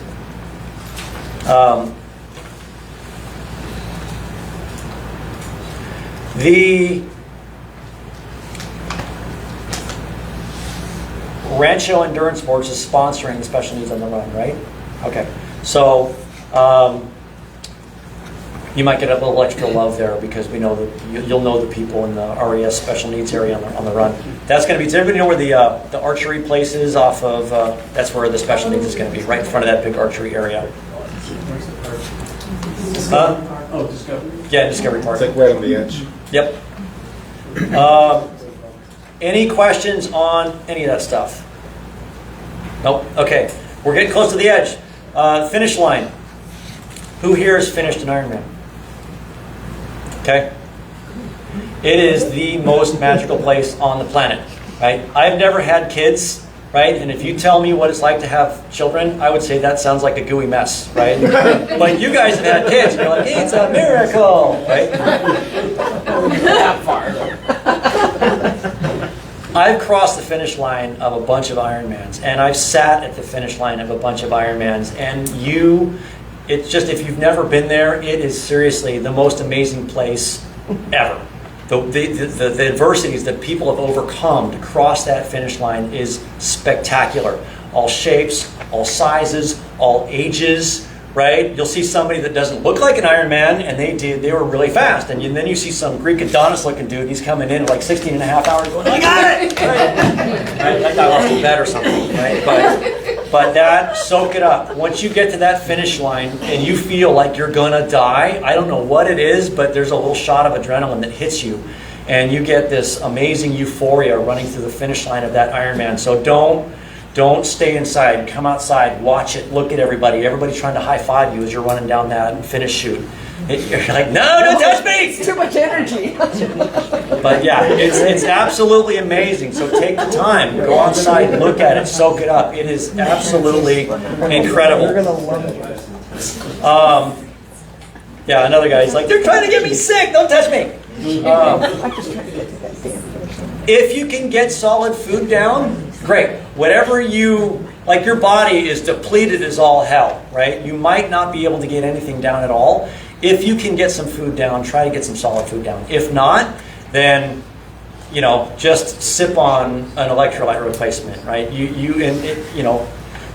You're so depleted, right? So sit down, relax. You're not going to be able to walk very well, and just try and get something in, anything at all. If you've got a favorite post-workout fuel or drink or food or whatever that works best for you, I don't know what food they're going to have in the food tent. Sometimes it won't agree with you, but if your loved ones or your Sherpas or anything have whatever works best for you outside, then you'll have what works best for you. Okay, so speaking for, so midnight, 1 o'clock in the morning, is there still going to be food out there? Yes, there will be cold pizza. No, they keep it going. There's plenty of food, right? Ironman does a really good job of keeping the food thing stocked.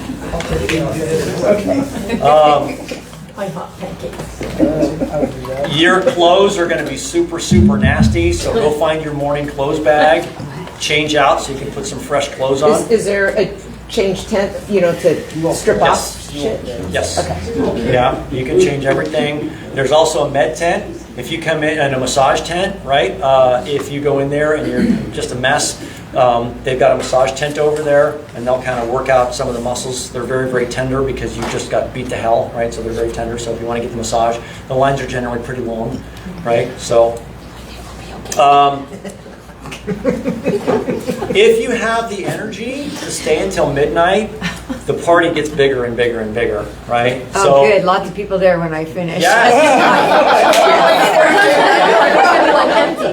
No, okay. it won't. It won't. So again, because it's Mike Riley's last year and these are his last couple of races, there's going to be some extra people there that want to see Mike Riley say, "You are an Ironman." Exactly. That party will be going all the way till 1 o'clock in the morning. So you've got 17 hours from the time that the last swimmer goes into the water. And that's going to be 8:10, I think. Right? So you've got all the way up. Tom Cotton said 1:07. They're going to play with whatever the numbers happen to be that day. But there will be a hard stop on the finish line at like 1:10-ish in the morning on Monday morning. If you can stay there, I feel bad for the guys that come in first because people are like, wait, did somebody just finish? And then all of a sudden... They're holding up a ribbon. Yeah, but everybody else is like, there's somebody just finished. Oh, shit. I don't feel bad for this guy. Right. But the later it goes, a lot of people want to cheer on the people that are coming in because you guys have been out there for a long time, right? And there's a difference between somebody that only ran for 7 hours. I mean, gee, he was only out there for 7 or 8 hours or 9 hours, right? That's not that long, right? But you guys were out there for 17 hours. That's forever. That's a huge accomplishment. So yeah, if you could stay till all the way to 1 o'clock, it's pretty cool. That being said, your sleep on the night of the race is not going to happen very much. I mean, you're going to be, have you ever been so tired you can't sleep? That's what it's going to be. You're just going to be spent as all hell. If you've been taking in caffeine all the day to fuel your performance, you've got a lot of caffeine in you, right? And caffeine has a half-life of like 6 hours, right? So 6 hours from your last caffeine ingestion, you still have half the potency of that caffeine in your system, right? So keep that in mind. You're not going to sleep very well on race night. And everything hurts. So. That being said, race night, the night before the race, you're not going to sleep very well either, right? You're just not going to. So that's going to be Saturday night. Friday night is critical. Your sleep on your Friday night, guard that with everything that you have. Your Friday night sleep is absolutely critical, and the night before that. Try and be as rested as you can going into this 2 days of sleep deprivation, right? Were you going to say something? Wait, I thought one of you guys were going to say something. No? Okay. Yeah, you're gonna feel pain that you've never felt before, right? And it's just a whole restless leg, right? You just lay there, and then everybody jumps on Facebook. That's why the morning after the early 3:30 in the morning or so after an Ironman, there's a lot of athletes that are actually surfing Facebook because they can't sleep, right? So athlete tracking. Huh? Athlete tracking, right? How does that work? Because right now the website for people to track their It's not up yet. It's not up yet. Is that right? No, it's not. Okay. The athlete tracker, when it works, is great. Yeah. it doesn't update very often sometimes. Sometimes there's a glitch in the matrix. Bye, you guys. Sometimes there's a glitch in the matrix and it doesn't update very quickly. But when it does work, it's actually really good at predicting when the finishers will come across the finish line, and actually pretty close too, right? So it's taking all the times that you cross the mats and it's getting an idea of when it thinks you're going to finish that leg, and it's pretty close, right? So it might not tell you exactly where they are, but the finish prediction is pretty close. How often do they have mats? Timing mats? Oh, it's pretty often. Oh, it's really awesome. Yeah. Yeah, there's a lot of them out there and they try to hide them. So, Right. But there's a lot of splits. Yeah. Track. Yeah, there's a fair amount of them out there. Yeah, I thought that tracking last time worked really well. Yeah. Well, it's, so in Santa Cruz, our recent Santa Cruz, when it was working, it was great. And then all of a sudden it went like 20 minutes without updating. Right, so, I had a friend recommend using AirTags. Um, So that way your friends can track you on the app and like know like closer to where you're at. there's nothing that says that you can't do that. Yeah. What is it? AirTags, like Apple AirTags, stuff that like a little tag that you put on your stuff. So in case it gets lost, you can track it down. So you just put one on your person, and people can track you with that. Was the World Championships more often than a normal Ironman timing thingies? I don't know the answer to that question. Okay, because I was just gonna go off of the STC guy, there was 23 on the bike. Okay. Yeah, I don't know how many mats there were, but this, I know it's getting kind of late, so I'm gonna wrap this up real quick. The official Ironman store opens up, I think it's 7 a.m. on Monday morning. Go get your jacket, right? Get your jacket that says Ironman Finisher right there, right? That's where, like, all superstition be damned, right? You finish the race, you are an Ironman, go get your jacket. You know? So they don't generally put those jackets out there till the next morning, right? So you want that super dope jacket that says Ironman California Finisher. They won't put it out till the next morning, so go get that. The celebration day breakfast starts at 9 a.m. From 8 to 10 a.m. Is the gear check and the ballpark, so you can go pick up your stuff the next morning. If you don't pick it up the day of, then you can go back to the ballpark, which is nice and secure, and go get your stuff then on Monday morning. In the following days after the event, keep moving, right? The last thing that you want to do is just stop and do nothing. You're like, I'm done, right? Don't do that. Keep moving. I've got a prescription of workouts, light swims, light walks, easy spins on the bike, 30 to 45 minutes, a lot of mobility work, right? You want to stay dynamic and keep moving, otherwise you're going to go into rigor mortis. Yeah. What is recommended for a pain reliever, like a Motrin? Have you put what?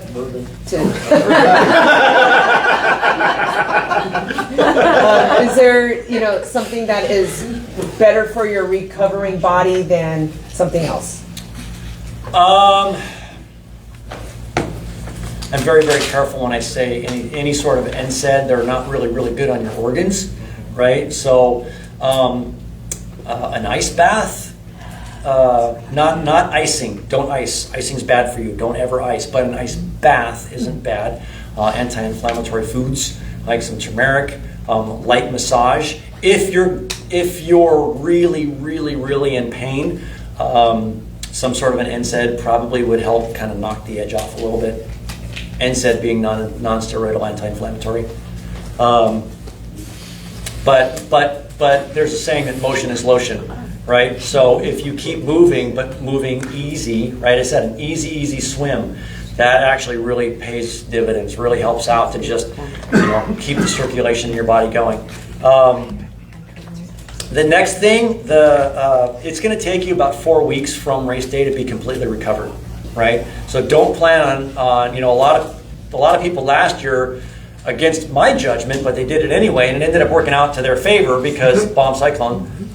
They signed up for CIM, which was almost 4 weeks right after the race. Because they didn't get to do Ironman California, they were all nice and good to go for CIM, right? Planning any sort of a big event within 4 weeks of an Ironman is pretty brutal on your system, right? So like I said, it's about 4 weeks until you're back to 100%. Keeping moving, and then also don't stop working out, right? Because what's going to happen is if you stop working out, your body all the way through this, and I'll get to you, your body through all of this has been working out a lot, and you've been getting that extra rush of endorphins on a regular basis. And if you don't get that, you're literally going to go into a clinical depression, right? And you don't want that to happen. So keep moving, right? Easy workouts. They don't have to be the ridiculous volume that we've been doing to train for this thing, but you still want to keep moving. And, nothing super regimented. Beach cruisers to the local bar instead of driving. It's a fantastic idea, right? So. I was participating more of like, I'm that asshole that did it this year. Like I signed up for CIM right after this, and I'm now. Didn't I see you at CIM? I did see you at CIM, didn't I? Probably. But now I'm regretting my decision. I'm still going to do it as a fun run, but yeah. As a fun run is good, right? Just don't go out there and try and PR anything. But keeping in mind, this is the other thing. You've been training a lot, right? And you have to keep in mind what races that you're putting together and how you're doing it, right? If you've been training since January, or God forbid you've been training since January of last year, right? You've had a really long season. So when you're done, shut it down, right? You might be on a high, but you're like, man, I'm in great shape. I want to use this fitness. Your body is beat to hell, and you're emotionally exhausted. You're physically exhausted, right? So just shut it down, right? You guys out? Sorry, thank you. See you guys. So I'm pretty much done. Seriously, I've got one final thought for this whole thing.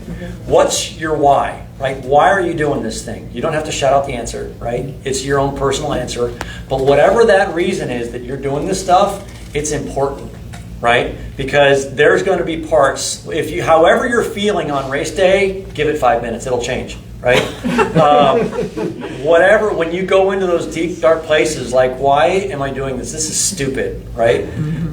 Remember your why.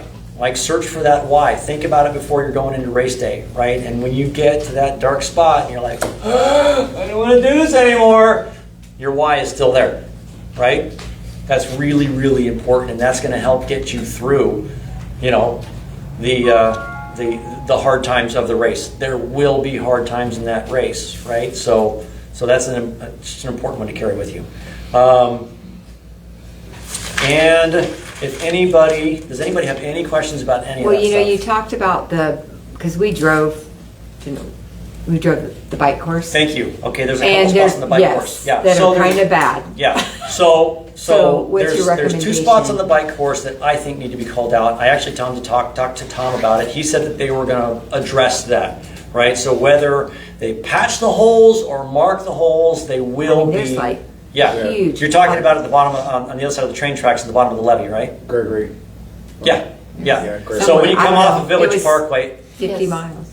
Yeah. So between Village Parkway and South River Road, down where there's that little produce shack, if you're on top of the levee on River Road, as you go underneath the train tracks and veer to the right, there's some potholes on the right-hand side, right? Those are wheel leaders, right? They're long and they're narrow, right? So those are really, really important to remember that they're there. And then also, I understood that that's going to be one of the single file zones.